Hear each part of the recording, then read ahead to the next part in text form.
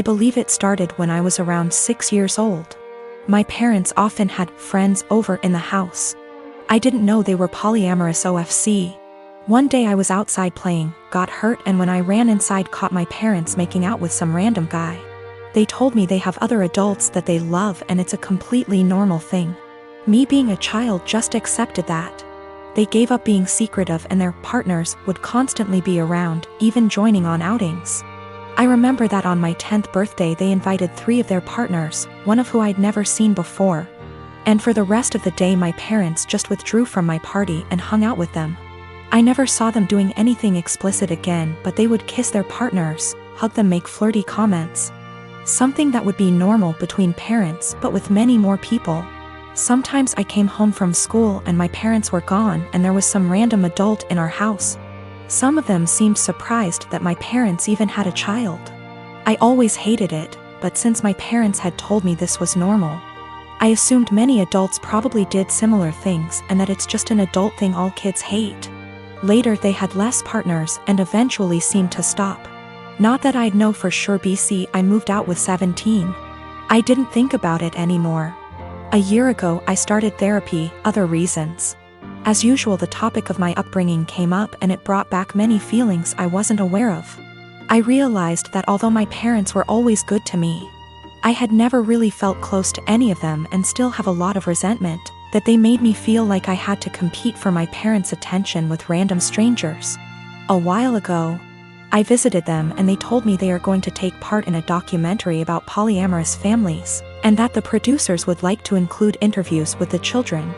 So they would love if I could agree and tell everyone that polyamory doesn't mess kids up. All my resentment bubbled up and I said that I cannot agree because I would not be able to say anything positive. My parents looked shocked. I had never brought this up before, and asked why, and I unloaded all, that I always felt pushed aside. We barely had any family time without strangers intruding. It turned into an argument and I became loud and yelled that the truth is it did me up and they shouldn't have had a child. My mother cried and my father said I should probably leave. So I left and was shaken up for the rest of the week, but also felt regret because I've never made my mom cry before. Later my father sent me a message that was like, "We are sorry you feel that way. Can we have a calm discussion about this soon?" Even though I tried to, it's like I can't reply. This argument brought something very emotional up in me. 2 years ago my house burnt to the ground after being struck by lightning. Thankfully it was during the day, so our 3 kids were at school and my husband and I were at work. We lost everything but we were safe. It took almost 11 months for the insurance to pay out. The insurance covered 1 month worth of hotel stays, but after that we were made to fend for ourselves, and the only option we had was to move in with my SIL.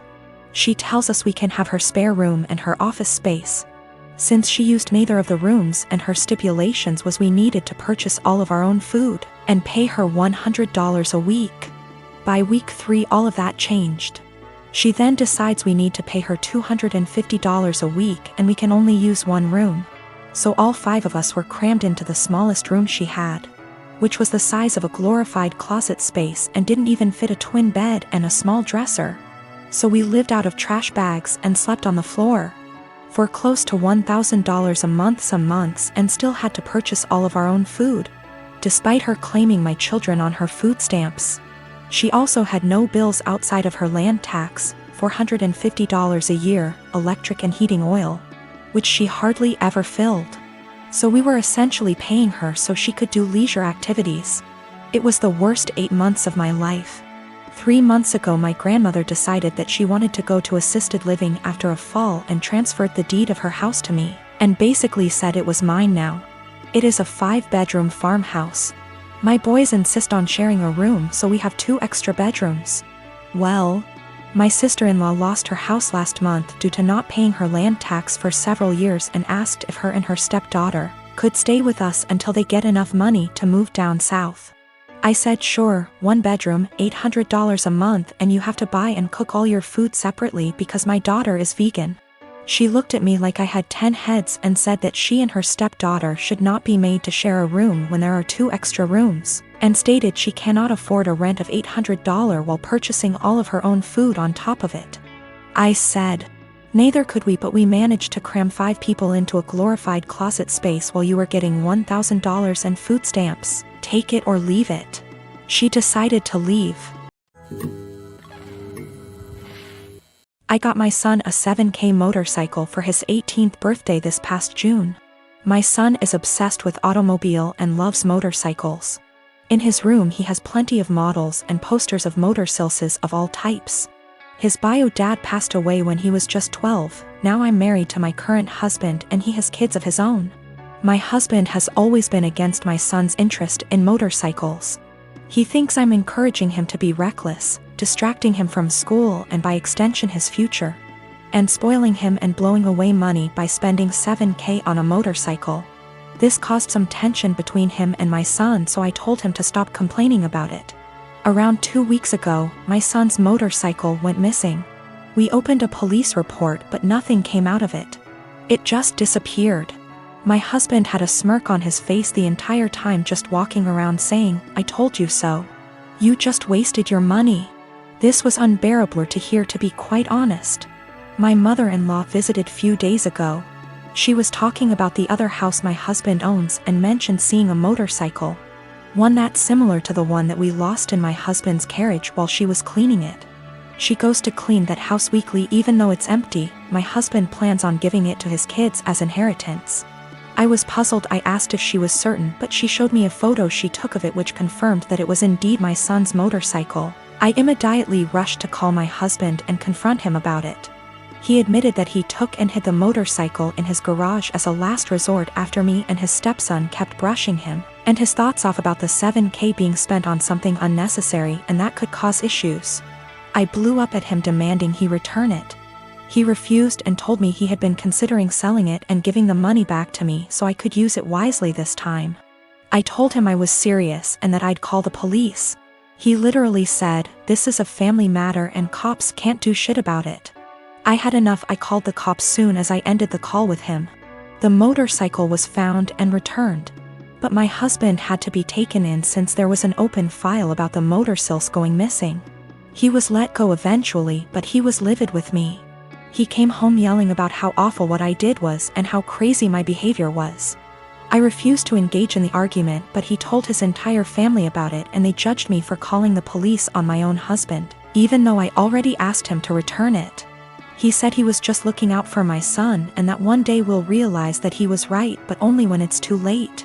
My son isn't speaking to me or my husband. I feel horrible about the whole situation and am starting to think I handled this the wrong way. I am 20 years old. I moved out on my 18th birthday and never looked back. I mostly moved out due to how strict my parents were. When I say strict, I don't mean something like home by 10 p.m. I mean, I wasn't allowed to have friends older than me, even by a few months. I wasn't allowed any guy friends. If I had a project to work on at school and got partnered with a guy, my mom would tell my teachers to make me do it alone. I was only allowed on my phone if someone, mom or dad, was there to monitor what I was doing. Weekdays my bedtime was 9 p.m. and weekends 9:30 p.m. I could only have sleepovers if it was at my house, and all of my friends have to be questioned to make sure they were clean, meaning they didn't have boyfriends, no tattoos, went to church, you get it.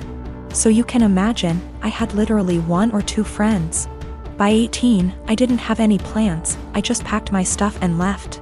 My parents weren't happy and tried for months to get me to come home, but I didn't plan on it. Anyways, I landed a damn good job and was able to get my first apartment shortly after. My friend is over at my house almost every day with her boyfriend and we just hang out. I didn't cut out all contact with my parents, but I limit it to only special occasions. My mom wanted to have a Zoom family call, whatever it's called, and asked me to join. I figured what the hell, I'll join and say hi. As I'm talking to my little cousin, in the background you could see my friend's boyfriend come into the living room area.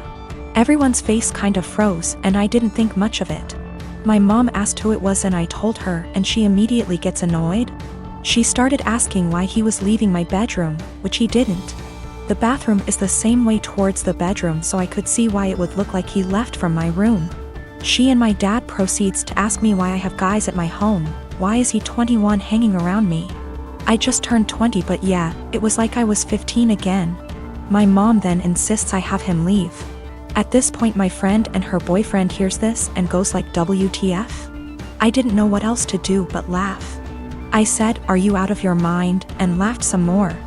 I realized they were serious and said my goodbyes and hung up. Later I started getting messages that my parents are upset I laughed at them and my family says it's in my best interest to apologize, because I was being an asshole for laughing.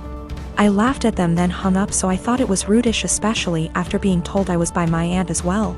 I'd feel terrible if I did such a thing, but someone did point out they'll never change their ways, so I think I might have to.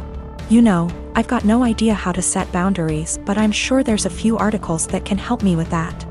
I found out from my little cousin that my mom has been asking where I live, so now I'm kind of scared for that. Though not many know my address, if she asks the right people she might find out. I hope not.